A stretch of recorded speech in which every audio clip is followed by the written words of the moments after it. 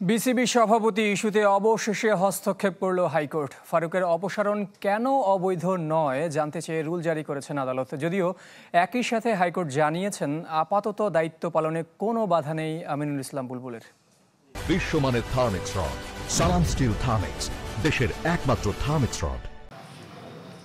নানা অনিয়মে নাম জড়িয়ে বিসিবির সভাপতি পদ হারানোর পর সেই পদ ফিরে পেতে গেল ৩০ মে হাইকোর্টে রিট করেন ফারুক আহমেদ। ২ জুন সেই রিট না শুনে কার্যতালিকা থেকে বাদ দেন একটি ডিভিশন বেঞ্চ।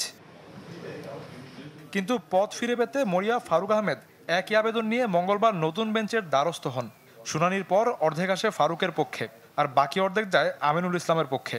হাইকোর্ট বিসিবি থেকে ফারুকের অপসারণ কেন অবৈধ নয় তা জানতে চেয়ে রুল দিলেও আপাতত আমিনুল ইসলামের নেতৃত্বে বিসিবি কার্যক্রম চলতে পারবে বলেও আদেশ দেন। ইতোমধ্যে জনাব আমিনুল ইসলামের নেতৃত্বে ক্রিকেট বোর্ডের পরিচালনা পরিষদ অলরেডি 2টো মিটিং করেছে এবং ওনারা অব্যাহত রাখবেন ওনাদের দায়িত্ব। তার মানে এই রুলের নিষ্পত্তি না হওয়া পর্যন্ত বা চূড়ান্ত শুনানি না হওয়া পর্যন্ত স্ট্যাটাস কো অনুযায়ী আমিনুল ইসলাম বুলবুল নেতৃত্ব এবং তার নেতৃত্বাধীন পরিচালনা পরিষদ তাদের দায়িত্ব পালন অব্যাহত রাখে। তবে ফারুক আহমেদের আইনজীবী বলছেন চূড়ান্ত রুল শুনানিতে পদ ফিরে পাবেন ফারুক আহমেদ, এমনটাই প্রত্যাশা করেন তারা।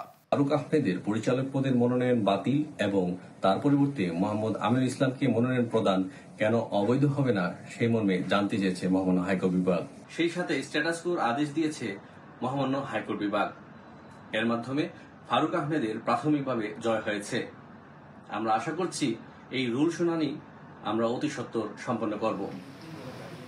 গত 29 মে বিপিএল সংক্রান্ত তদন্ত কমিটির প্রতিবেদন এবং বিসিবির 9 জন পরিচালকের মধ্যে 8 জনের অনাস্থার ভিত্তিতে এনএসসি ফারুক আহমেদের বোর্ড পরিচালক পদ বাতিল করে। এর ফলে তিনি স্বয়ংক্রিয়ভাবে সভাপতির পদও হারান। শাফিউদ্দিন শাওন, চ্যানেল 24, ঢাকা।